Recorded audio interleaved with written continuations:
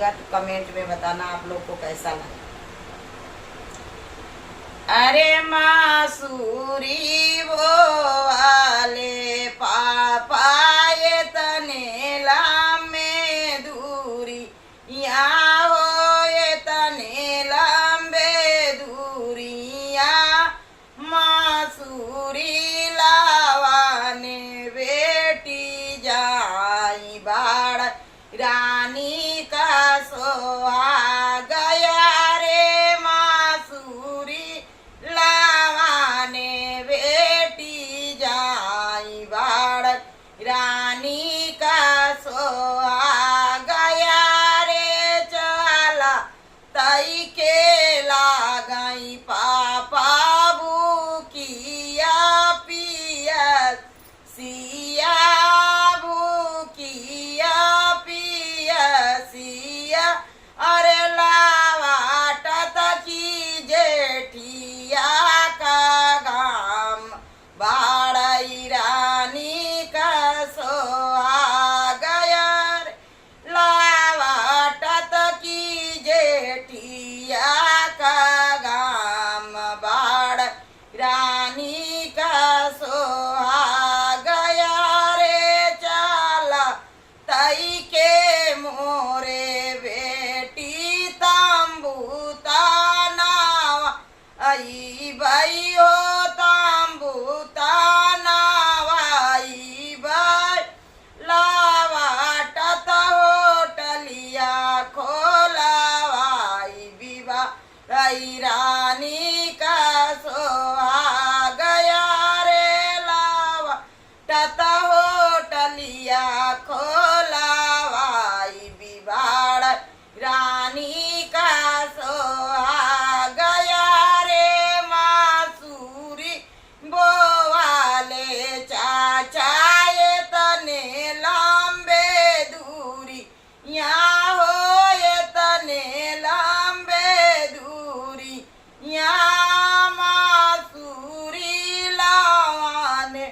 बेटी जाई बाड़ई रानी का सोहा अरे मासूरी लावाने बेटी जाई बाड़ रानी का सोहा अरे चला तई के लगी आई चाचा बुकिया पियसी या बुकिया पियसिया अरे लावट तकी जेठिया का गाम बाड़ई रानी का सोहा गया रे लावट तकी जेठिया का गाम बाड़ई रानी का सोहा आई चला तई के मोरे बेटी नलिया गाड़ावा उबई हो नलिया गाड़ावा उबा लावाट होटलिया खोलवाई बिबाड़ रानी का सोहा गया रे लावट होटलिया खोलवाई बिबाड़ रानी का सोहा गया रे मासूरी वो वाले भैया ये तने लंबे दूरिया हो ये तने लंबे दूरी या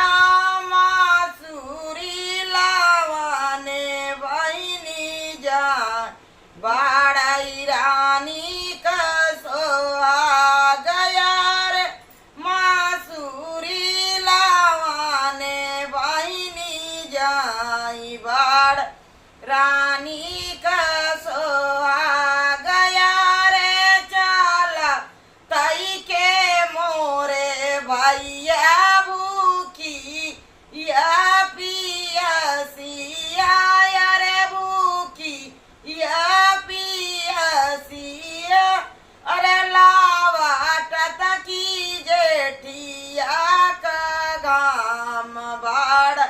रानी